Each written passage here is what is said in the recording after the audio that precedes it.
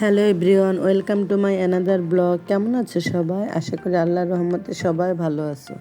তো তোমাদের সাথে আমার ডেইলি ব্লগে সব কিছুই মোটামুটি শেয়ার করি। তো আজকে শেয়ার করব এই শীতকালীন হাঁস, এবার এই প্রথম খাচ্ছি। তো এজন্য আজকে হাঁস রান্নাটা তোমাদের সাথে শেয়ার করব, যে আমাদের বাসায় কিভাবে হাঁস রান্না হয়। হাঁস আমি রান্না করতে পারি না, কারণ রান্না করব কিভাবে, হয়তো কুটে টুটে দিলে হয়তো রান্না করতে পারবো, কিন্তু হাঁসে অনেক প্যারা। কারণ হাঁসে প্রচুর পালক থাকে, পশম থাকে, এগুলো পরিষ্কার করে ক্লিন করা খুবই কষ্ট।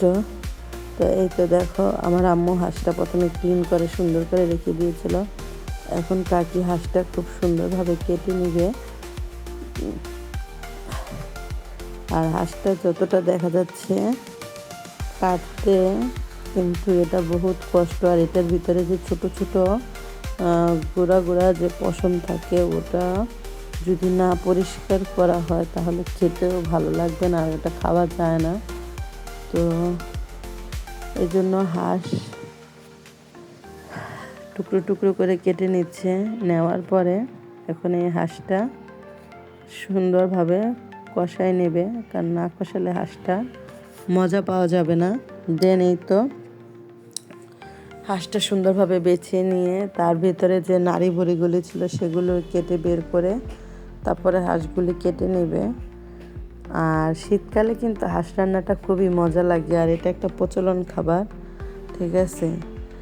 যদি শীতকালে হাঁস না খাওয়া হয় তাহলে শীতকালের একটা আমেজ চলে যায়। যেমন শীতকালে হাঁস, পিঠা পুলি, এটা সবাই কম আর বেশ সবাই সবার দিক থেকে খায়, চেষ্টা করে। তো এই তো আমার হাঁসগুলি কেটে কাকি ধুয়ে ফেললো। ধুয়ে ফেলার পরে হাঁসটা মোটামুটি বড়ই ছিল। তারপর এখন কি করবে, আলাদা কিছু রসুন কেটে সুন্দরভাবে ধুয়ে নিচ্ছে, আর এদিকে পেঁয়াজ কেটে নিচ্ছে।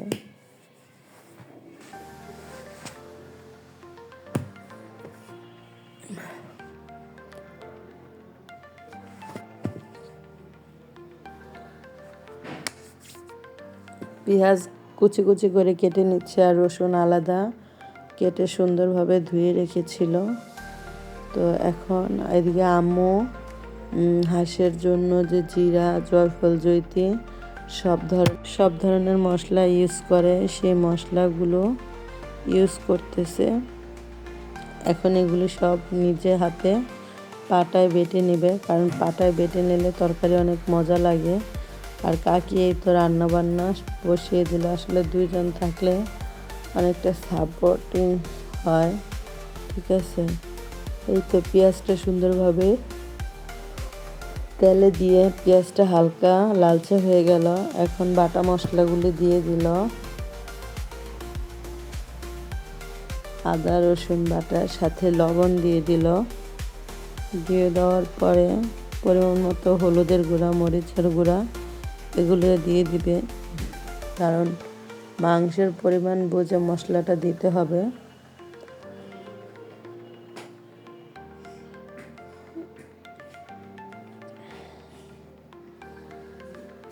এখন গরম পানি দিয়ে সুন্দরভাবে, আগে পানিটা গরম ফুটানো ছিল, ওই গরম পানিটা দিয়ে তরকারিটা সুন্দরভাবে কষিয়ে নিল। তারপরে যে বেটে রাখা মশলাগুলি ছিল সেটাও দিয়ে দিল।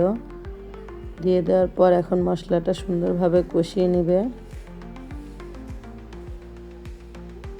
কিছুক্ষণ কষানোর পরে হয়তো এখন মাংসটা রেখে দিবে।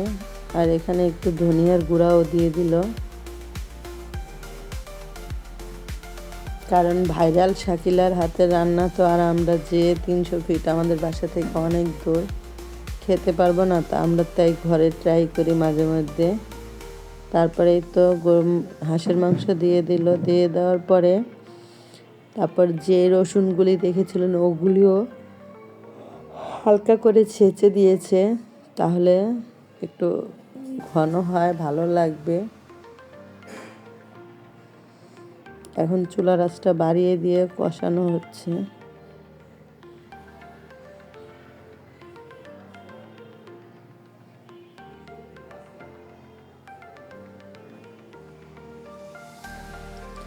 এই তো মোটামুটি রান্না হয়ে গেছে, কিন্তু মাংস ছিল অনেকগুলো, কিছুটা বাটিতে উঠিয়ে রাখা হয়েছিল।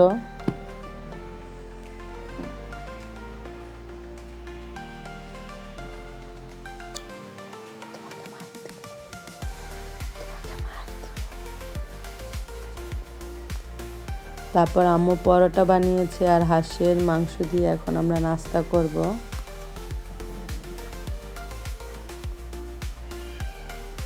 এই তো জিসান খাচ্ছে, খাইয়ে দিলাম, দিয়ে দেওয়ার পরে এখন একটু চলে যাব মার্কেটে।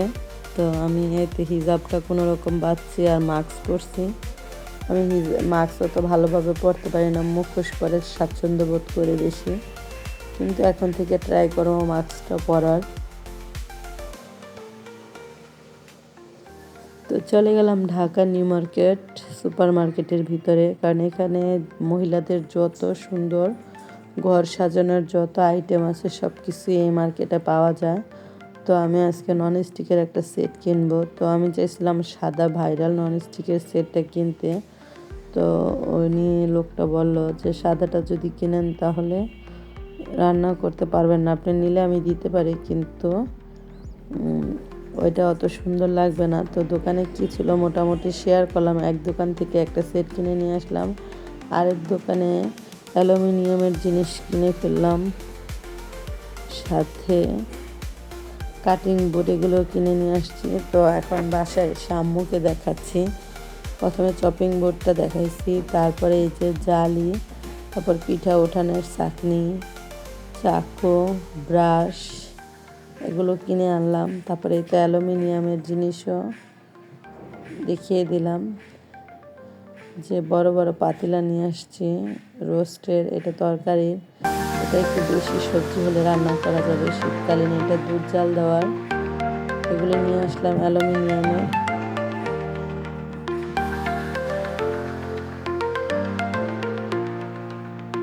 তো এগুলো আমি বাসায় নিয়ে যাব দেখে সব কিছু প্যাকেট করতেছি, শুধু আম্মুর দোকানের জন্য বাসায় নিয়ে আসলাম।